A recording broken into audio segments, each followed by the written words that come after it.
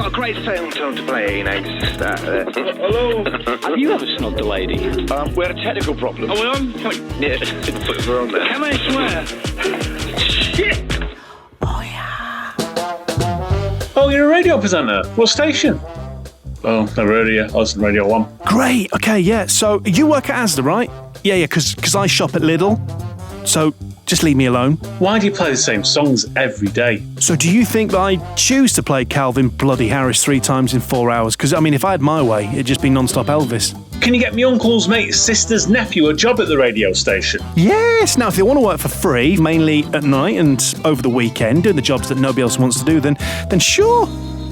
This is the kind of thing that radio professionals hear all the time.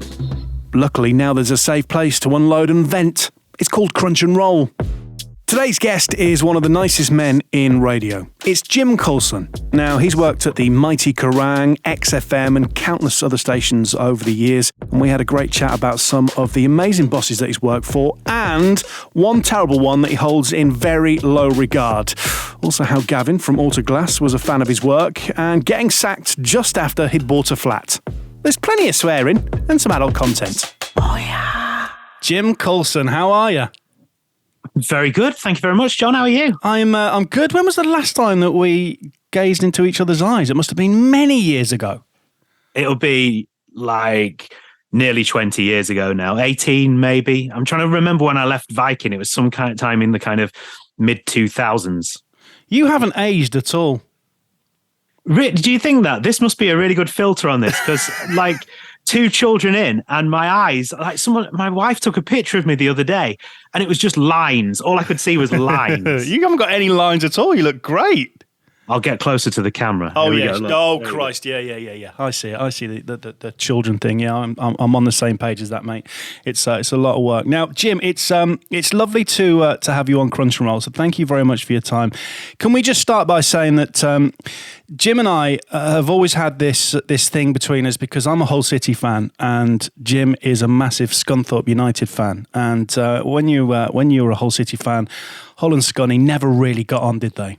No, and for a very short amount of time, it was quite good being a Scunny fan in that situation. There was a short amount of time when we were the most successful, but it was very short.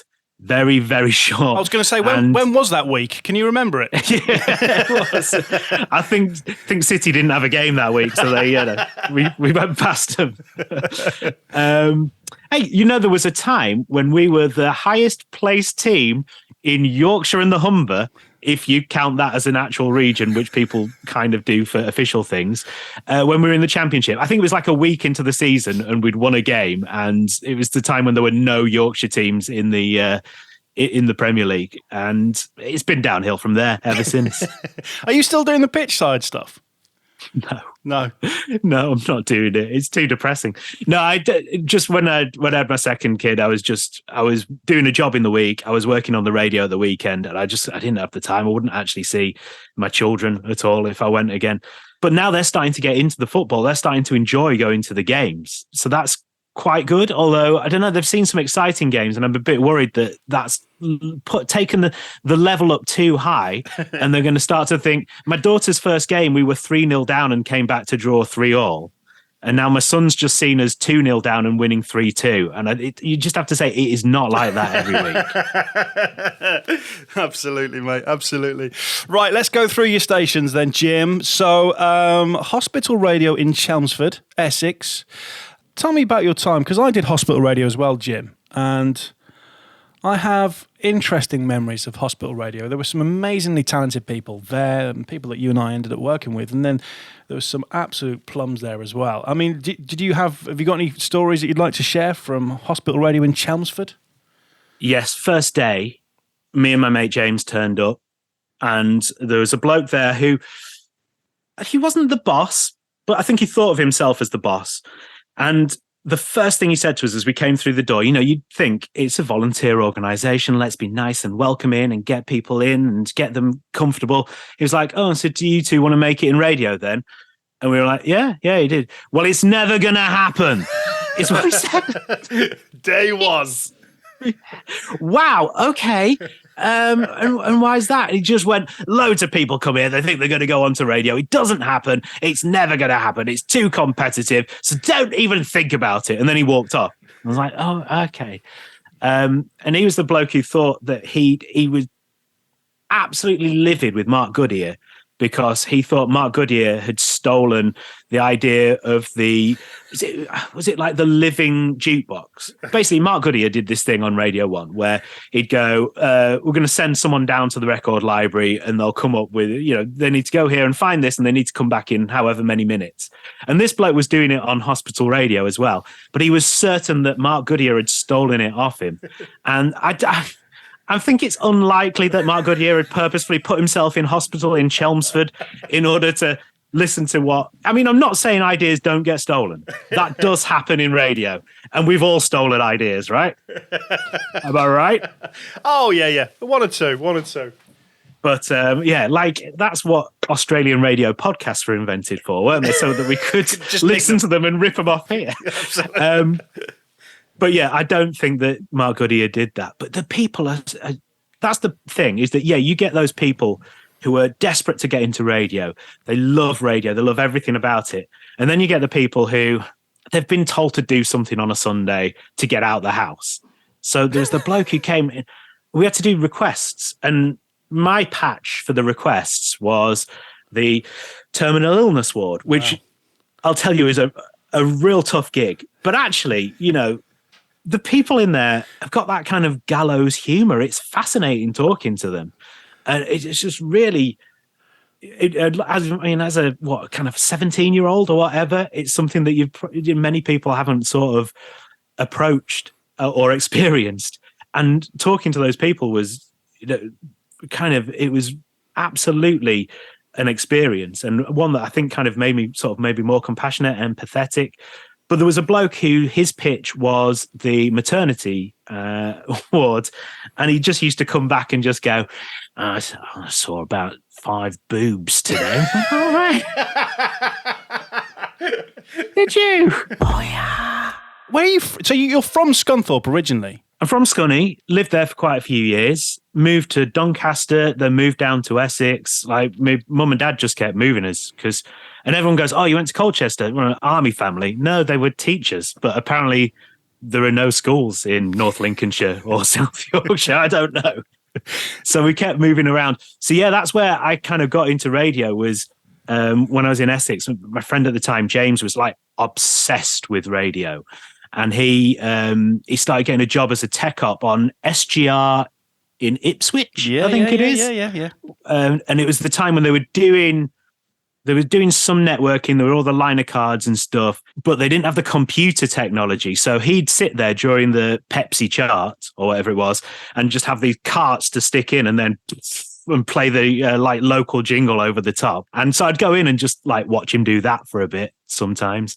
And then, I kind of got into it. We did some sort of I was going to say bedroom radio, but it was in his shed that we did. Yeah. And he was so obsessed with radio that we would time it. So we'd take the news as it came out of the local radio station. Then we'd take over with our recording and he'd time it so that it went into the next news on the hour. Wow. And that would be our hour-long radio show that we did.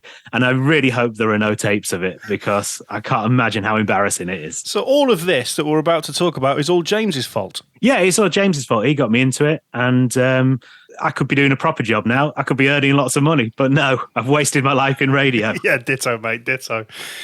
So then you move on to the Student Broadcast Network. Tell me about that. Yeah, so there's my first two sort of, I'm going to say professional jobs, were a thing called Net FM, it was an internet radio station in the year 2000 when, and I know this from experience, no one had broadband, so no one could listen to it.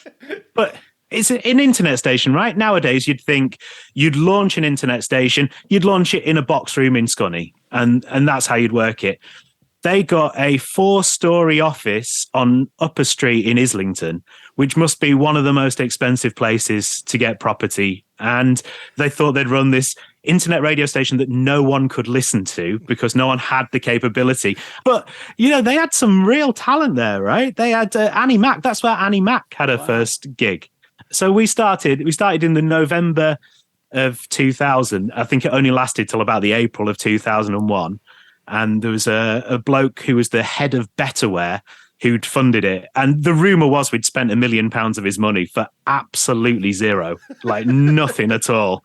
But there were two rivals at the time. There was Bruno Brooks had an internet station. It was called Storm or something like that. And we had Net FM. And we even had, this was the height of how, I don't know who did this, but someone made like a parody site on the internet called Not FM. And they stole our graphics and they were taking the mick out of us. It was quite exciting that someone thought that we were enough of a threat for people to do that. Tell me about the Student Broadcast Network as well then. This is another one of those sliding door moments. So when it all collapsed and we'd spent this £1 million of the money and the company went bust, we all, sort of kept getting together, having a few drinks. We all helped each other out, looking for like temporary work and stuff. And at one point when we were having a pint, Annie Mac said, "Oh yeah, the Student Broadcast Network, it's like a sustaining service for student radio. Yeah, I've applied for a role there because there's one come up." And we were all like, "Oh, really? Have you? Oh, good luck with that." And then all went home to get our demos together to send to them. And they ended up giving me afternoons, and she just got the weekend stuff. And I was like, yes, I've got a full-time gig, £35 a show in London as well. And she obviously spent the time in the week, getting really good, making contacts at the BBC and becoming really famous.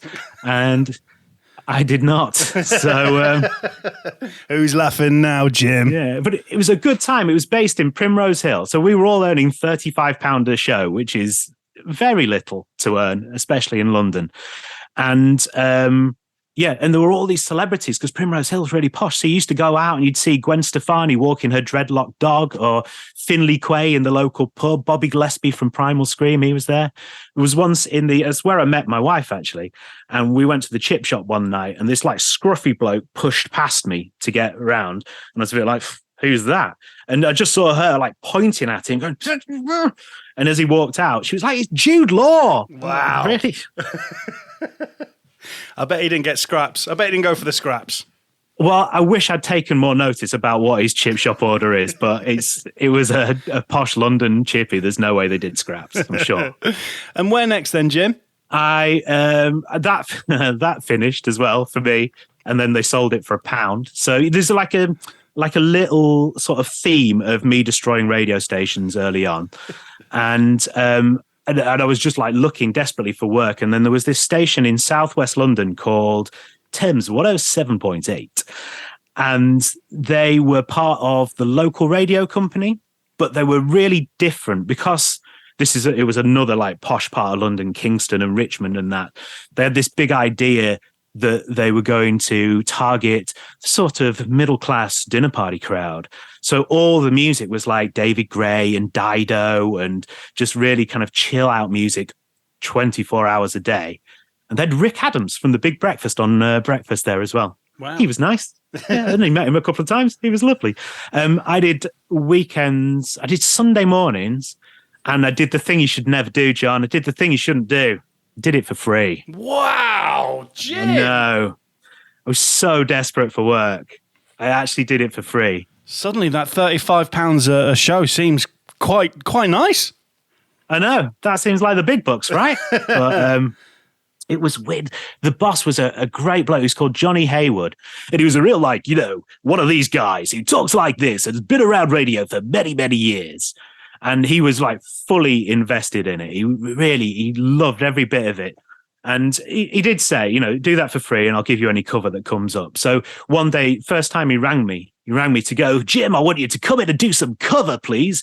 I want you to do this show and this is what I need. And I was like, oh, all right, mate. Okay. And he went, no, Jim, don't call me mate. Okay. I'm Johnny. I'm Johnny. Talk to me like that. I'm Johnny. You're Jim. Is that okay? I went, yeah, fine, Johnny. Okay. And genuinely 100% the truth. He finished the call by going, okay, baby, see you later. What? Come on. What a legend. He was.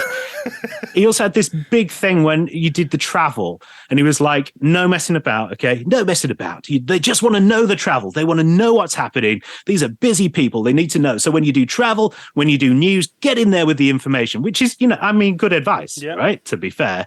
Except that just after he told me that, I was driving away listening, and he came on the radio because he did like another one of the shows, and he did the business report because obviously they thought these people need to know about stocks and shares. And he went, the Dow Jones is on the up today. Not a surprise because my girlfriend's on the plane. She's going over to New York. They've heard that she's going to be spending some money. Oh, come on, Johnny. That's just what you told me not to do. I love Johnny. I love him. He's brilliant. I genuinely wish I knew where he was. I've Googled him because he's just a fascinating bloke, but nothing's come up. So if Johnny Haywood's listening, I would love to make contact again, baby. Baby, yeah. All right, so then you go to, the mighty Viking. So Yes. Obviously you're down in London, your parents have moved to Essex, and then you get a call from, would you class Viking as your hometown station? It must be a bit of a strange one, this. Yeah, definitely, because, I lived there for a while before. We'd go back to Scunny all the time. Like, I'd go and watch the football and go and visit my grandparents and stuff like that. So it is, yeah. And that's one of those moments in radio where you just send the right thing at the right time to the right person. And I think I'd tried before to get something at Viking. I thought, well, if I'm going to have a chance somewhere, it'll be there. So I sent an email to the boss there at the time, a bloke called Daryl Woodman, and I just really played up the Scunny thing. I really played it up, and it just happened that there was a big change around. I think it was just after you'd gone to breakfast, maybe. Maybe, yeah. And so there was like people were shifting around, and he gave me a couple of kind of testy kind of shows to do, and it didn't go well. Then I went away, practiced a bit more, and then he needed me at Christmas. And when I went at Christmas, I'd really tried hard, and I like kind of, because I'd been used to doing this chill out radio station. The SBN and Net FM had both been kind of quite indie, so it was a lot more kind of like let the songs finish, and then you're not kind of being as enthusiastic or as upbeat or anything. And hot rocking Viking FM needed someone who was going to come in and kind of like come in off the end of records and do something exciting. So I'd really tried to do that, and then I did some shows over the Christmas, and he went, right, do you want to do overnights? And I was like, yes, I do. Do you have, look, we're very conscious that we talk to a lot of people who have been at Viking, and of course it's very close to our hearts and yours, I'm sure. Let's just briefly touch on it. Do you have fond memories of your time at Viking? Because you were doing overnights and lates, weren't you? Yeah, overnights. Then I went on to lates, and so yeah, and I have heard some of these episodes about the social life, and a lot of that passed me by, unfortunately. Well, you probably your liver was saved by the time that you were on, Jim. My liver was saved, and also the cover shows that I had to do the next day after a few of those night outs, that kind of, that paid my rent for a while as well, from a number of people who potentially couldn't turn up the next day. And also, a lot of people, 2:00 would be quite a cool time in the office in the morning, because you'd come out of the studio and there would be like 4 or 5 people who'd just been out in Hull all night. You couldn't make much sense out of them, but they were there anyway. There is certainly a running theme about Viking, and that be it. Very much a youth club. That's how I remember it. It really was. It's really odd because I went back to Viking later in my career. I went back to do breakfast a number of years later, and it was lovely and it was nice, and the people were nice, but it was not the same as it had been back then. Because when I went there first time, it was 24 hours a day live, wasn't it? So you had loads of presenters, you had producers. So there were so many people who were there, just, reasonably young, living their life in Hull, having a good time. And then, everything had shrunk down a bit by the time I went back. And also I was traveling 70 miles either way when I went back to do breakfast. So I wasn't going to get drunk. Is this going out, or is it just in our headphones? The hamster's fine. It was a technical problem. You heard something on air you shouldn't have done. Oh, yeah. And then, for me, you've got some really big hitters on your CV, Jim, but you go to Kerrang, and one of the episodes recently, we chatted to a man who's got a lot of love for you, actually, Dan Morfitt, and of course he was at Kerrang as well. And I'll say the same to you as I did to Dan. For me, being part of EMAP and just watching what you guys at Kerrang did, it was a great station, an amazing station, wasn't it? Yeah, it was brilliant. It was just something completely different in the market, and the production as well. The production team were just so good, like so hot on it. They had kind of comedians writing for them. They wrote these kind of sketches, and that's it. You'd have like, rather than just like a little bit of production or something, you'd have a minute sketch between songs, and it would just be genuinely funny. And the problem that they kind of had was that Kerrang as a brand previously, the magazine was really hardcore, but obviously it was on FM in the West Midlands, so they couldn't really make it System of a Down all day.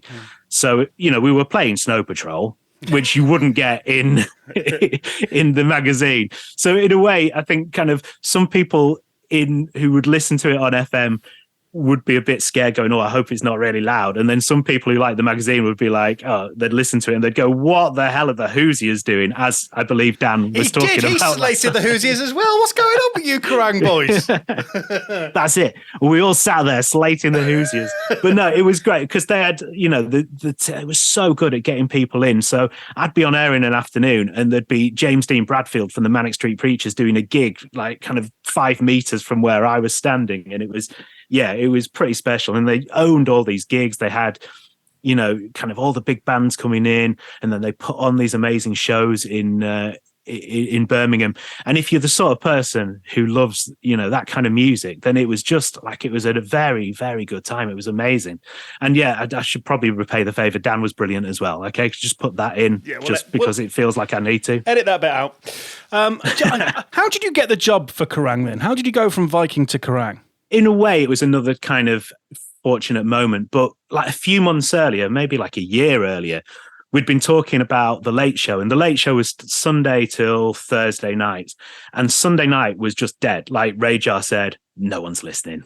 Don't even bother with this. So they were like, well, is there anything you want to do with Sunday nights that we're not doing now that you could just mess about with? And I was like, yeah, I'd like to do an indie show, please, and play some local artists, which is how I got them. I was like, yeah, I'll play some local artists, but also just like the tunes I like as well. And so they let me do this thing called the Sunday Session, and we'd have like local bands would come in, and like a lot of people, Hull has that reputation, right? Doesn't it? It has for people who haven't been there, they think about it as being kind of a dour place, but the music scene in Hull is absolutely amazing. And we'd have some great bands in, and then, you know, others from kind of Scunny and Grimsby and Barton and places like that. And they'd come in and do that. And so I got quite a good sort of demo together of that sort of thing. And I kind of had my eye on XFM or Kerrang.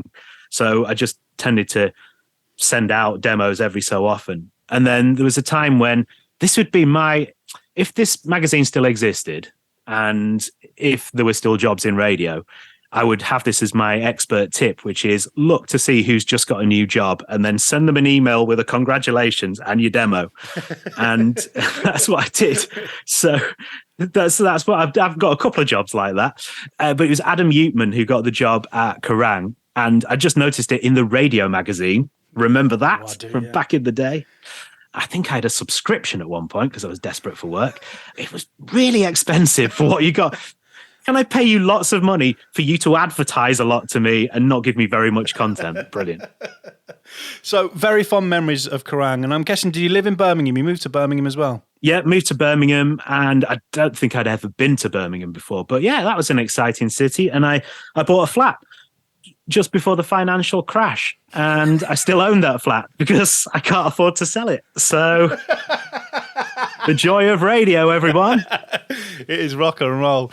Now, Jim, Kerrang, when you were there, it was a stellar lineup, wasn't it? It was a huge station. Oh, it was absolutely massive. It had they'd got Ugly Phil over from Australia to do breakfast, and that was like they had I think their remit at breakfast was like one song every half an hour, and him and Rachel New and Tim, who was the sort of extra character on the show, they bossed it. They were so good.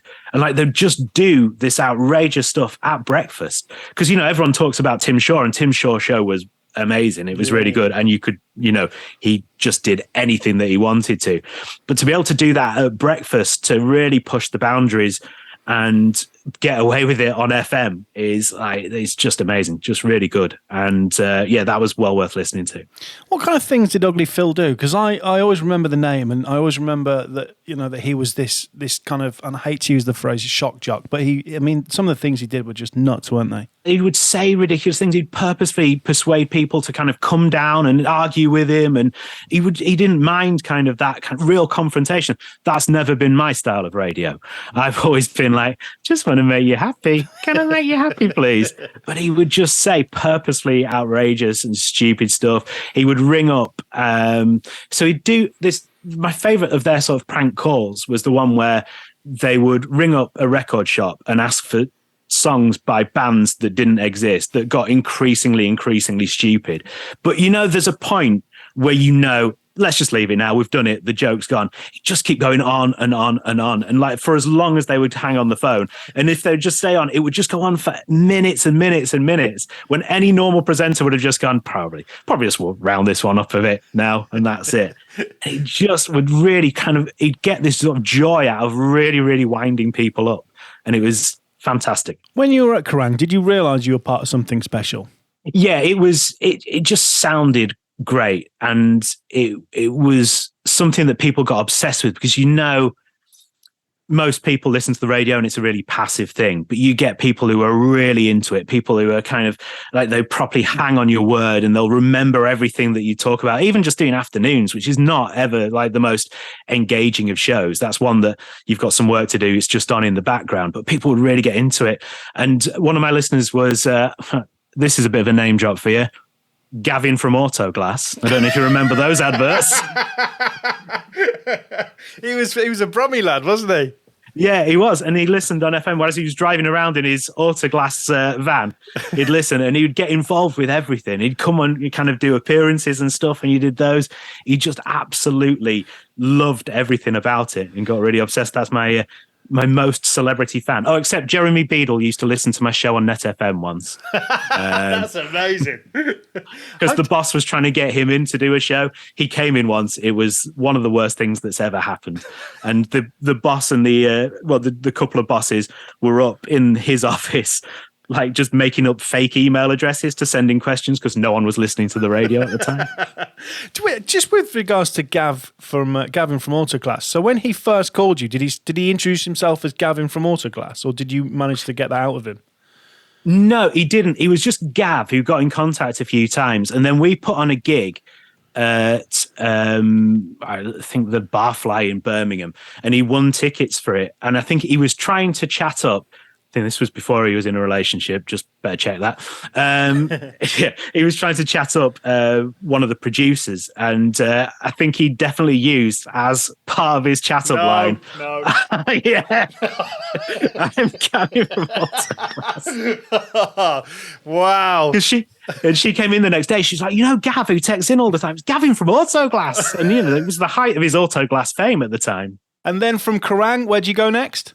Well, I got binned from Kerrang for no real reason. Well, was there a reason, Jim, or was there really no reason? The reason was, I'm going to change. We need to get rid of a daytime show. See you later.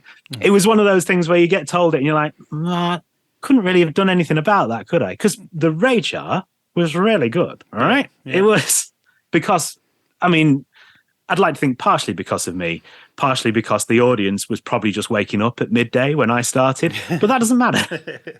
I'll take in those figures and I'm running with them. When there are decisions made that you can understand, you're okay with it. When there's decisions made, it's just like, arbitrarily, I'm getting rid of you. You think, I've just bought a flat, mate, and I could really do without this, but... Yeah. Did you not? Is that how you responded to that? I could really do without this, mate. I think I probably did. I don't know.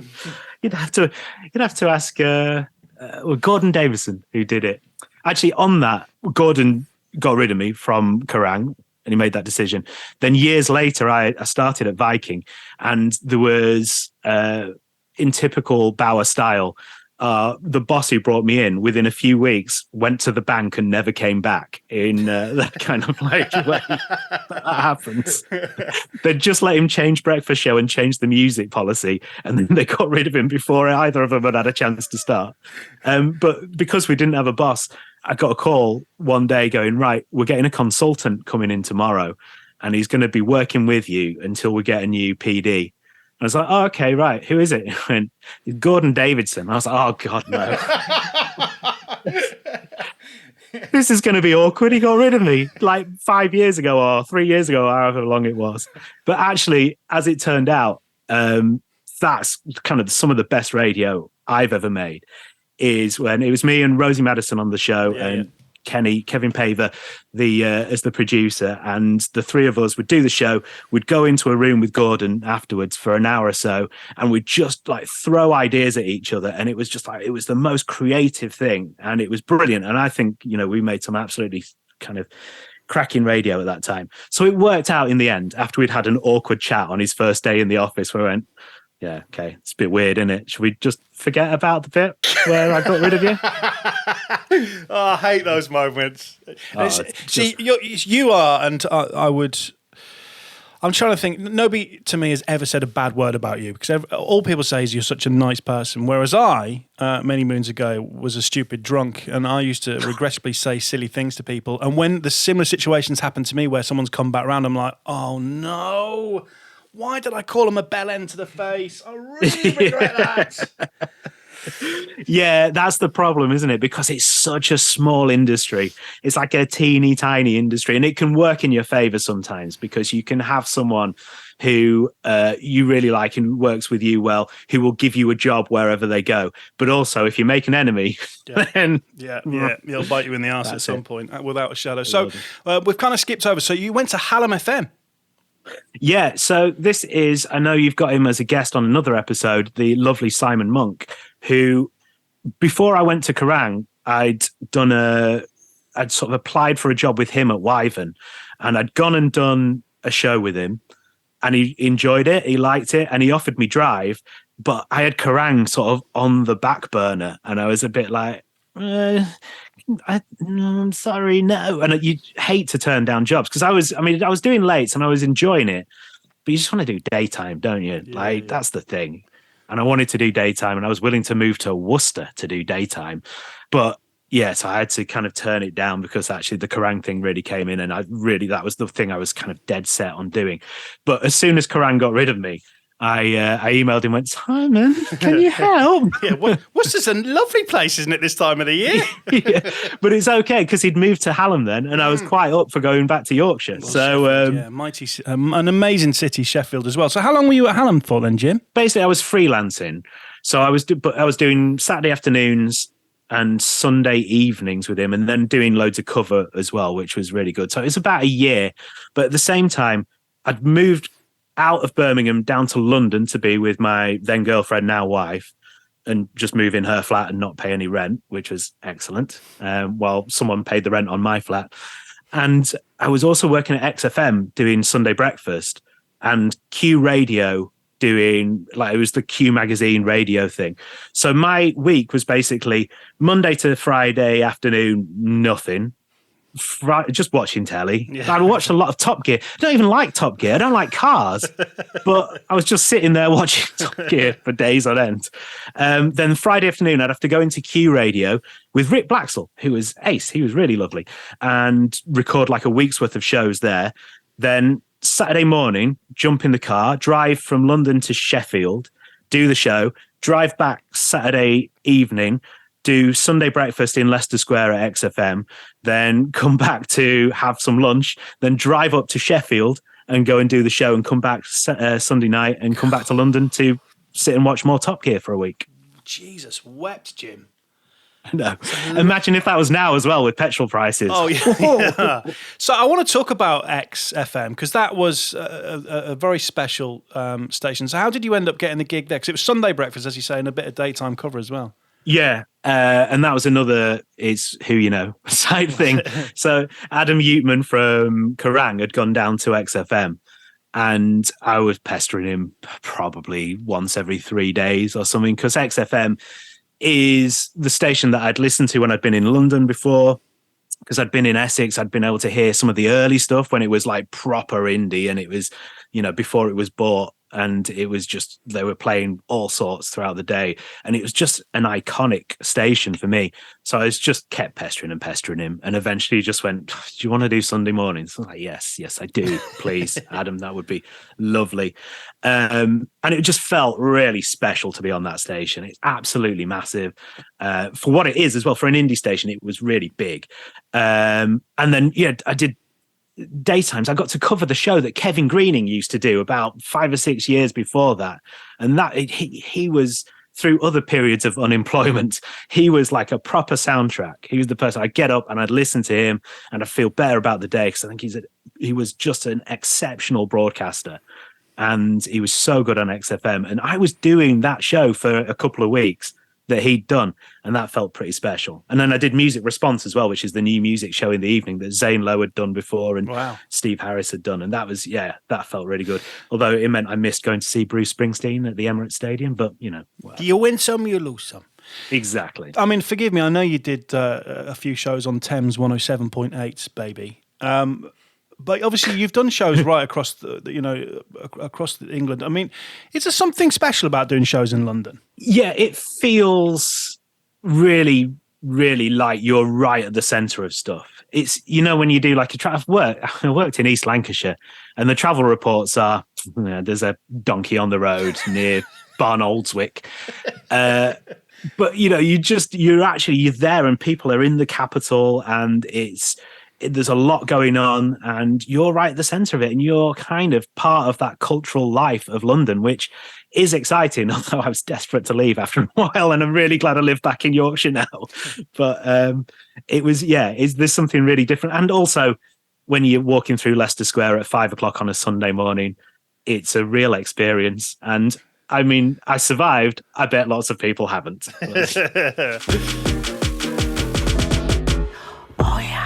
All right, so you're doing Hallam, you're doing Q, you're doing XFM, and you're working every hour of the weekend, which is what most dedicated presenters have to do at some point. And then you go to breakfast on 2BR. Tell me about 2, because Dan Morfitt mentioned 2BR as well. Yeah, it's this little station in East Lancashire. It was also part of the local radio company at the time, and they just needed a breakfast show presenter, and we were looking to move out of London, and I just wanted like a full-time gig again, and we knew exactly where we wanted to live. So basically I was just looking for jobs that were within like a kind of 30-mile radius of where we wanted to live, and this one came up, and I got in contact with them, and it was the tiniest station. I mean, I guess Thames was tiny, but I didn't really work there full-time. This is the tiniest station I've ever worked at. And I went in and met them, and it was fascinating. The boss there was a bloke called, I don't know if you've heard of him, called Ricky Kirby. No. You might have heard him on the radio. I think he did things like Century. Yeah, I think so. I think he did Century. And he had this amazing voice. He talks like this. I'm Ricky Kirby. How you doing?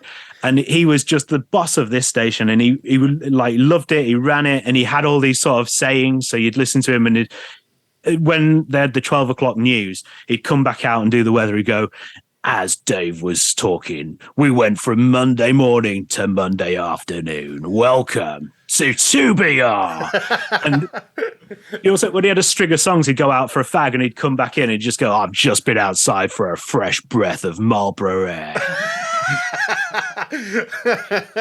And he was brilliant. He's like no one else I've ever met, and he was just like a proper professional, proper old school, and he loved what I did, which was really nice. And I remember he introduced me, and the first sort of time I went there and met everyone, he went, "This is Jim. He's done some big radio stations. God knows why he's here." And it's like, well, because I need a job. That's why I'm here. But because that was your first breakfast gig. Did you ever see yourself? I know you'd done Sunday breakfast at XFM, but a full-time breakfast gig. Did you ever see yourself as a breakfast presenter? Yeah, that's what I wanted to do. Yeah. That was up there. That was like one of the ambitions, because that's where you get to be the most creative. And that's what I'd always wanted to do. And that's what I liked about doing lates and overnights, you've got a bit more freedom to mess around and kind of come up with some silly ideas, but there's just not as many people listening or interacting. So breakfast, what I wanted to do, and it was good. It was like a one-person breakfast, so it was quite hard work, and there was a lot more music than normal, but they just basically, he said to me, just do what you want to do. If you want to change a song, just change the song, play what you like. As long as you're passionate about it, just do it.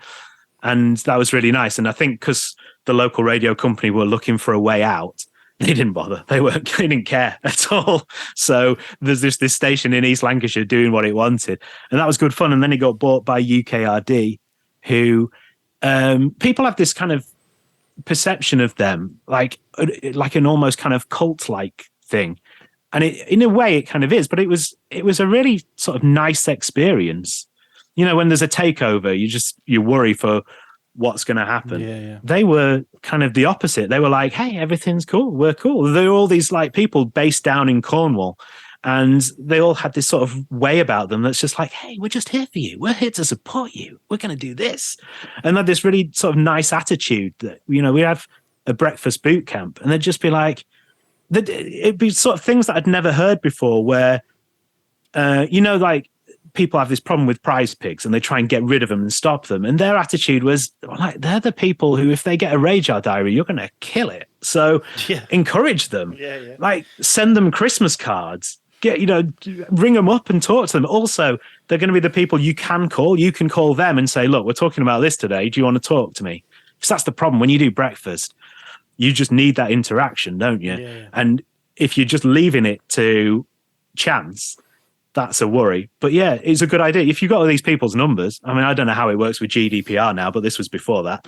Then yeah, just give them a ring. Just go, look, we're going to talk about this. If you've got anything to say, let me record you and I'll play it in tomorrow. I'll tell you what, it's quite refreshing to hear that for a takeover of a company. And I've never heard a story like that. Normally it's you lot, you're out, see you later. Yeah, exactly. And that's what we all thought for a good 6 months. But actually, they kept coming going, what is their game? But they were really set on winning the Sunday Times Best Company to Work For thing. And they got nominated, or they got in there every year. They got a commendation every year. And you could tell because it wasn't kind of freelance at the time. It was a like a contract, an employed contract. And every time, just before the voting happened, they'd give you something else. Like they'd go, oh, by the way, you're just doing 5 days a week now. Just, remember that when the voting comes round, or we're going to give you a little pay rise. Or So how long were you at 2BR for then, Jim? 3 years. So I did 3 years on breakfast there. Yeah. And it was good. They moved studios. So hassle when you have to move studios when you're in a radio station, but the one that they had was like a leaking old mill, so that's not good. And yeah, it was fine. The money wasn't great. Obviously I'd like to have been somewhere bigger, but it was like a decent gig and the people were really nice. But then yeah, I was just looking for something else. And Viking was one of those stations where I was kind of pitching myself to. But the boss at the time was friends with my program director, and she'd said, "Oh yeah, he came over the other week for a chat. He was listening to you, and I'd been doing this Saturday show. And if you have to do a 6 show of the week when you do breakfast, the Saturday show is rubbish, always rubbish, because you're there to fulfill your contractual obligation." And I was like, oh, I might have just scuppered my chances of ever getting there. But then, like, out of the blue, a few months later, he got in contact and just said, look, we're looking at changing breakfast. I know you're from Scunny, and, I like what you do. Do you want to come and have a chat?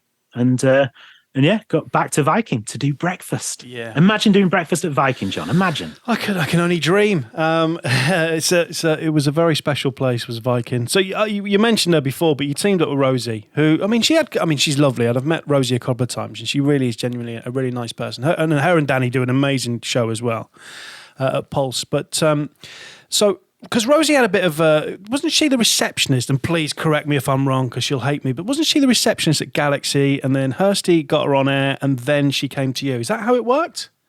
So yeah, I think she was receptionist at Galaxy. Went on air with Hursty, then went to KCFM. Right. Okay. I think. Yeah. and did some stuff there.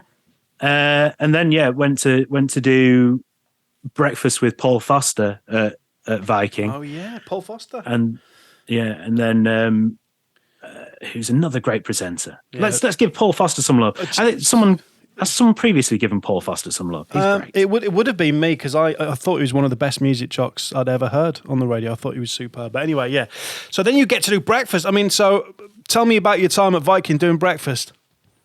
Well, it was crazy because it's Bauer. So, it's never straightforward. So as I said, I started doing breakfast at Viking. We lost our PD within a couple of months. We got Gordon in, what was amazing. He was, that was a really kind of positive time. And, we started to make some headway with figures and stuff like that. But then he finished his tenure. I think we had 3 other people come in, like about 3 or 4 different changes of music over that time. And eventually we were saddled with a person that I will not name, but who I believe was my worst ever boss. Okay. Just for what reasons?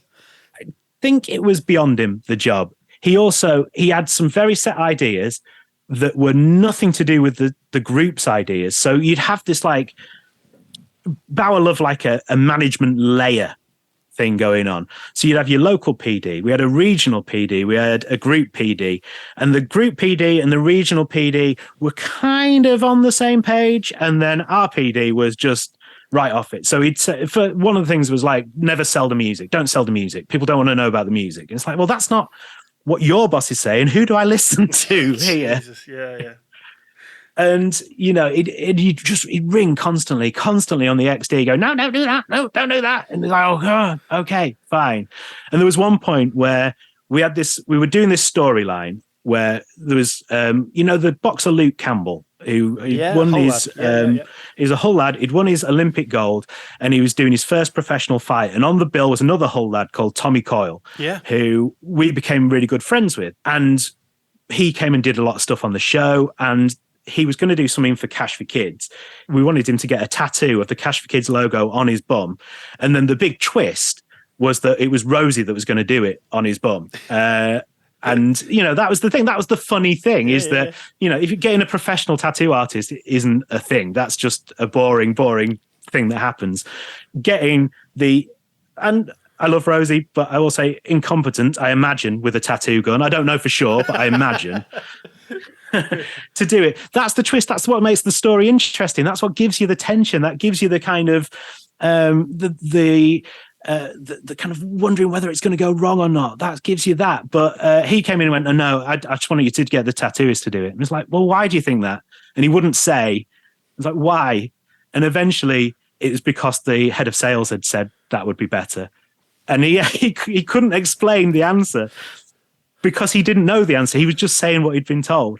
So we had a chat that week with the group program director who came in, and we were like, just hypothetically, if you were doing this storyline, would you have Rosie do the tattoo or the tattooist? And he was like, Rosie? Obviously, that's the funny thing. I was like, yeah, go and tell your mate. And and another thing that same boss did was ruined a great Viking institution. And it's one, John, that you started, the Brid Bash. Yeah, I used to love doing that. That was where I sang Is This the Way to Amarillo with Tony Christie live on stage and had fish and chips with Charlene Spiteri. It was amazing. Yeah, go on. So the Brid Bash was this thing that we did. It was every year, and it was the big Viking FM gig in Bridlington at the Spa, which is a beautiful venue, and you get a load of great acts, and they all come along, and a few people who've been on that year's X Factor as well, and people love it. They go crazy for it, and you get to host it, and it's just loads of fun. And we did one. First year I was doing breakfast at Viking, we did one, and it went really well. It was absolutely brilliant. Second year, we had this boss who'd come in, and he was keen to do something different. So what he decided to do was just have one big band playing, and it was JLS, and they'd been away for a while. And he decided JLS were going to just do the Brid Bash, and that was going to be it, and we'd sell it as a big gig. And we were all set to reveal it. All of the press releases had gone out, embargoed until the morning. We're going to do it 8:00 on this morning. This is what's going to happen with the Brid Bash. It's going to be different. It's going to be amazing. 2 hours before we do the announcement, get a call going, hold off on the announcement. What? Yeah. We actually, although we agreed it verbally with JLS, we've not actually got anything written down. It's like, what? Okay. So what do we do at 8:00? You just have to say, just wing it, is what, when people get in that situation, they're like, I'm passing this problem on to you. So we came up with something like, there's some exciting developments. We've not quite been able to sort it out yet, but because we want to give you the big news, so we'll do it again tomorrow. Problem being, they'd sent all these press releases out. They were embargoed until 8:00 on whatever morning it was. So all of the local newspapers and websites and stuff all went, JLS coming to Bridlington. And on air, none of us were allowed to say anything. And people were ringing, they were texting, they were going, JLS are coming, amazing. Can we get some tickets for it? And we'd have to just go, we'll give you the details at some other point. And then the next day, it was like, right, we're doing it at 8:00. No, we can't. They've still not done it. And like a week later, they just had to admit it was never going to happen, and we had to make like an announcement going, apologies, it's not happening. We're not going to be able to do the Brid Bash this year. And it was because this bloke had just taken it in his mind that he could do it. He could take it his own route. He didn't think to listen to the other people, the music experts in the group. He decided he was going to do that. And it was, yeah. But he's just that's the sort of bloke he was. He was desperate to be on air. Absolutely desperate. But all the other PDs and his bosses were like, no, you're a PD now, you can't be on air. So he decided he'd do this quiz show one Sunday when he couldn't get any cover, surprisingly. He'd not rung anyone to cover. And he did this like 2-hour-long abomination of a radio show. And it was, there might well have been people from the office sending in fake messages in order to trip him up. But I can't confirm that. Absolutely, 100%. But the worst thing about that was, and it was awful, and he was insulting listeners, and it was horrible. The worst thing about that was, out of the 2 years I did breakfast at Viking, our marketing budget was about 50 mugs with Jim and Rosie on them. That's it, 50 mugs. The marketing bill for his show that he'd done for one time for 2 hours was about the same. I think he had about 40 mugs made up for this show that didn't even exist. And that almost the same level of marketing as his main breakfast show. Oh, my word. So 2 years at Viking, and then you go to Pulse 1. Yeah. Not my choice to leave Viking, but this boss somewhere up and down the chain, it was decided they didn't want me anymore. So there we go. So you move on again. I am bitter, actually. I'm really bitter. But anyway, it's 9 years ago. Let it go. Because, my first daughter was being born. And before she was born, I knew my contract was up in a few weeks. I just said, look, can we sort this out before I go on paternity? Yeah, no problem. They never did. Came back 3 days after coming back from paternity leave. They went, we're not renewing your contract. See you later. That is horrible. That is horrible, mate. Yeah. So I didn't have a job. I went and I had no money. So I went and worked at a place where they consult on turf. Did you say turf? Yes. Yeah. So that was like literally no other radio jobs, nothing doing. So I found this job where they're the world's expert in turf. So how did you get the gig at Pulse to save you from the world of turf? This is another thing that happened because I found out that Jackie Blay had just been made head of presentation, and I did the same trick as I did with Kerrang. I just sent her, congratulations, here's my demo. And she went, oh yeah, come in and we'll talk about some stuff. And Pulse 1 was a kind of a cracking station. It really, it still is. It still exists. It's one of the few that still exists, and it's going well. It is a good station, and I've mentioned them before, but Danny and Rosie do a cracking job on breakfast. Got a lot of love for those guys. And you do bits of cover throughout your career at Key 103, Galaxy Northeast. You've worked at some amazing stations, and I often ask the question: do you have any regrets? No, I don't. I guess I don't in some ways, because if I changed anything about my career, my life now would be different, and I've got a good life and I enjoy what I do now. I think in some ways, I could have been a bit more sociable and a bit more of a networker, because I think some of the gigs that I lost maybe were because I didn't really schmooze very much. But, you know, you live and learn, don't you? And sometimes you don't want to schmooze with certain people, so I think it's probably all right. Well, but no, I don't think so. Like, I had a good career. I mean, I wish that the Viking Breakfast had gone on for longer, because I think we were doing some good stuff, but it wasn't to be, was it? And Alex and these various presenters that he has with him on that show over the course of the last few years done a really good job, so fair play to him. Well, you're doing very well there, Jim. You actually sounded quite sincere. I mean, not many people can do that when they talk about a show that someone that's taken over a show and actually sound like they actually mean it. Oh, that's well done, mate. Oh yeah, it's not like radio presenters, is it, to be not bitter? But I mean, you know, we're on. This is technically doing the show. This is, as soon as I put this down, I'll be like, oh my God. That fox is an absolute rod. The weird thing about going to Pulse was that then, Rosie and Danny came together and did that show, and it was like seeing your ex-wife with a new husband. It really was. Yeah, that didn't even cross my mind. Yeah, that must have felt weird.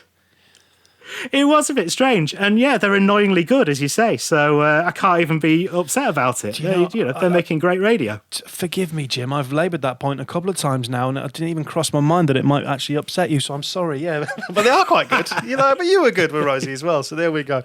And Jim, I'm intrigued. So what are you doing now? I write for people's websites, and I do a bit of kind of video stuff and blogging and things for people. Just anything people will pay me to do. Sometimes it's really interesting. I work for a few dads groups, so the Dad's Net and Dadless Soul, but also sometimes it's kind of less interesting when I'm writing about retail displays. But, you have to take the rough with the smooth, don't you? And are you still doing stand-up? Because I remember you did quite a bit of stand-up. Yeah, no, I've not done it because sort of doing late ruined that for a bit, and then doing breakfast ruined it for a bit. So I've not done as much of that, really. But I would like to get back into it, because it is, that's a great experience. Because the problem with radio is that you can say something and you have no idea how it's hit outside of those four walls, unless you can see through to the office. And sometimes you see people laughing and you're like, okay, that's good. But then if you look through to the office and you see like stony faces, you're like, oh, well, that was no good at all. You can get in your head. But yeah, with stand-up, you know whether it's been funny or not straight away. And when it's funny, when it has worked, it's like an amazing feeling. But it's quite a lot of effort. You have to try really hard. And I don't know if I'm up for that, to be honest. And just finally, Jim, before I thank you and say I love you and I appreciate your time being on Crunch and Roll, we always end the podcast with our guests doing their best voiceover voice. Have you done any voiceover work? I'll have you know, I was the voice of Q magazine for about 4 months. So, wow. Okay, so we're in the presence of royalty, voiceover royalty. Yes, exactly. Well, Jim, thank you very much for your time. And it's lovely catching up with you and going through your career. It's been lovely to see you on Zoom. And if you'd be so kind to take us away with your best voiceover with the out credits. You've been listening to Crunch and Roll with me, Jim Coulson. Subscribe on your favourite podcast app to get every new episode when it drops. Crunch and Roll is a 969 media production, presented by John Fox and produced by Simon Bush. No, I'm joking. I do really know his name. I'm friends with him.